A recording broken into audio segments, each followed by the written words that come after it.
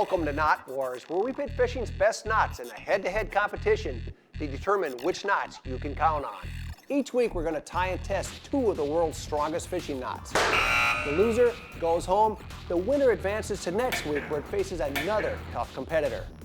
All Knot Wars will be conducted with the following lines: 14-pound Berkley Tri-Link XT Tough Red monofilament, Berkley Fireline Tracer Braid in 15-pound test, and Tri-Lean 100% fluorocarbon in 15-pound test. Well, it all comes down to this. After 5 weeks of intense competition, we're this close to naming the newest Knot Wars champ, this time in the Snell knot category.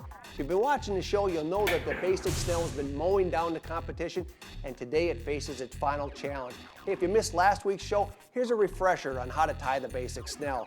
It starts by running the tag end through the hook eye and down the shank of the hook before forming a small loop. Wrap the tag end around the hook shank and the line 6 times, moving front to back. Tighten carefully using the tag end and the main line.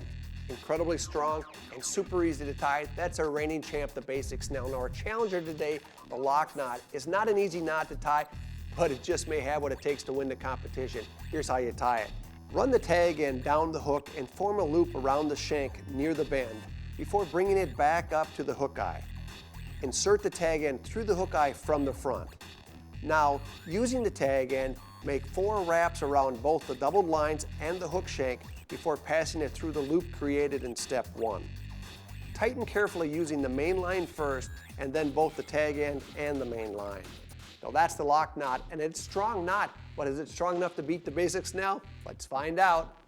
Well, I've got the trusty knot testing machine already set up. We've got our final challenger, the lock knot, here on the right. We've got our reigning champ, the basic Snell, here on the left. Here goes.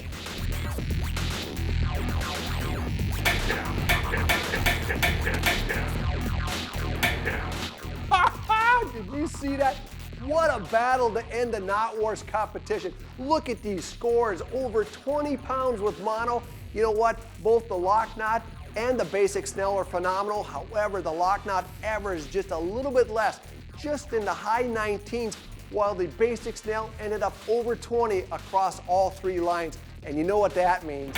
It means the basic Snell is the new Knot Wars champ in the Snell knot category.